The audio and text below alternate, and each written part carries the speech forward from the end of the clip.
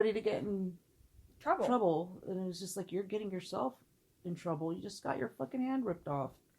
And well, they amputated. Yeah. And they could have put it back on. They could have fixed it. They could have. But she didn't want. She didn't want it. She didn't want it for Joe. She didn't want it because it was going to be years. Yeah. Of getting it back on and reconstructive surgery and all those things. It's understandable. If I was in her position, I'd probably be like, take it. I'll get a fucking hook. That's all we need. That's all we need, really? What do you think I'm gonna do? Well, your body is hurting and you have a hard time walking sometimes of the month, and then you have a hook on top of it. The hook will be easy for me to get up. Okay. Just I'll be like Batman with my hand. We'll put like holes in the walls up the stairs, and you just put your hook in, and then you drag yourself up the stairs. Ooh. That'd be fun.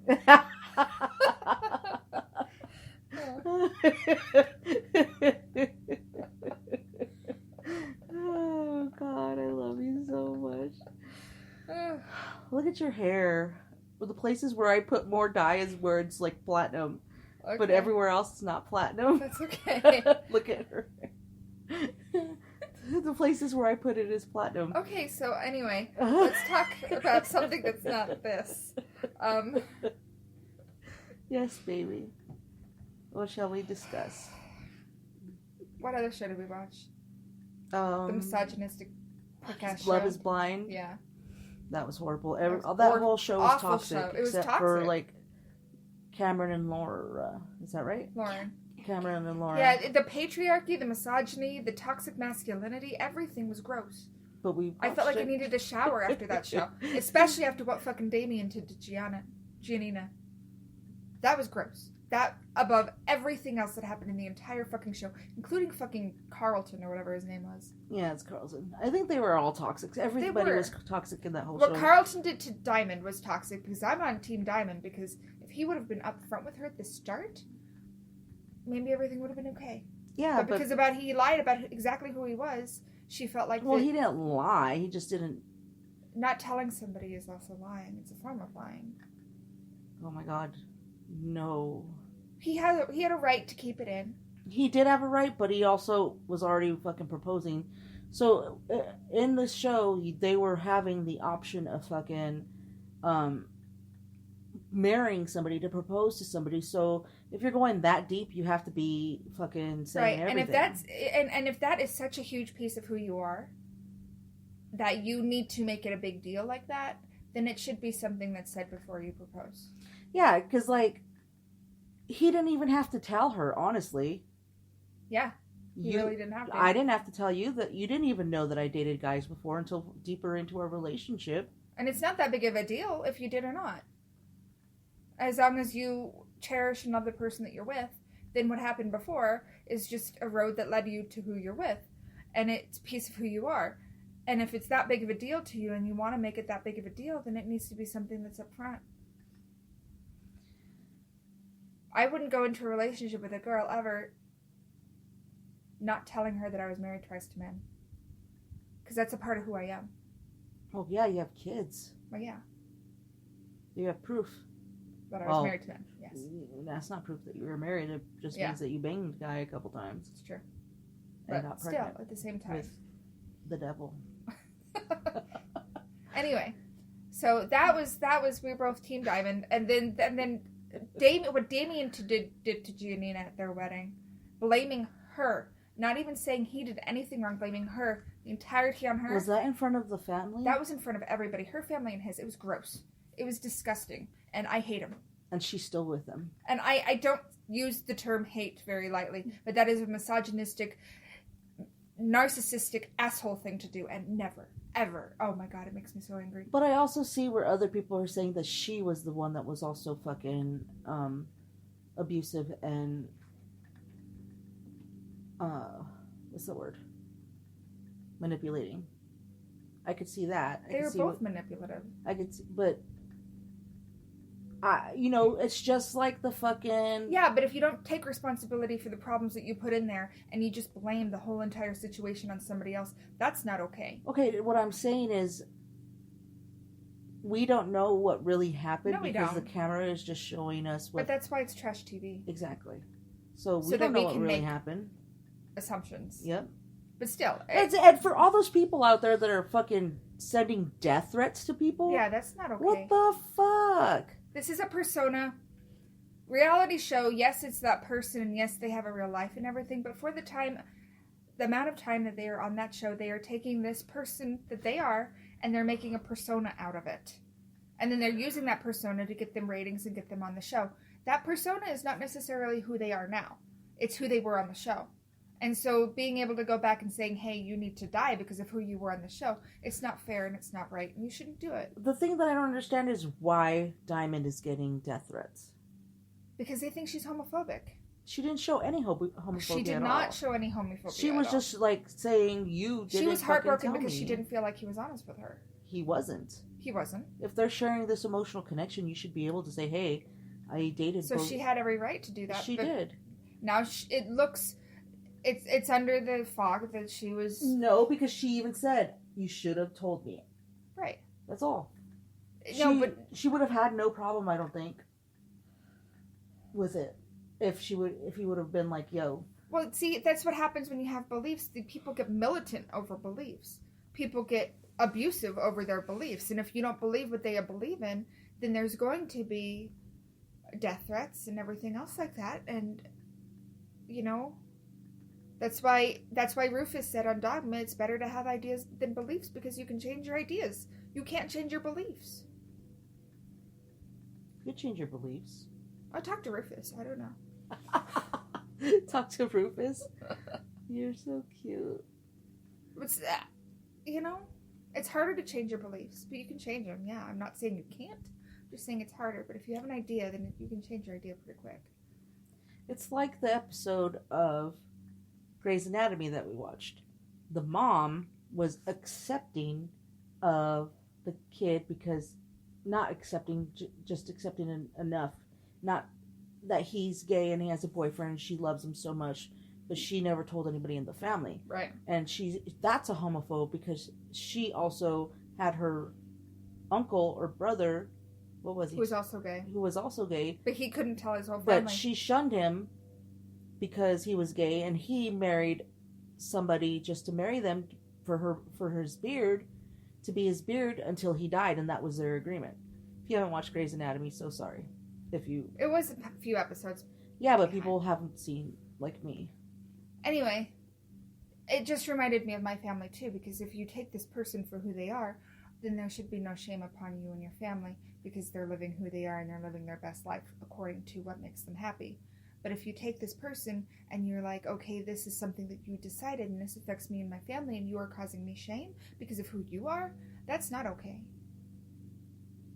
How long is that stuff supposed to stay in your hair? I don't know. I need to go wash it out after we're done talking here, but because I keep mentioning it.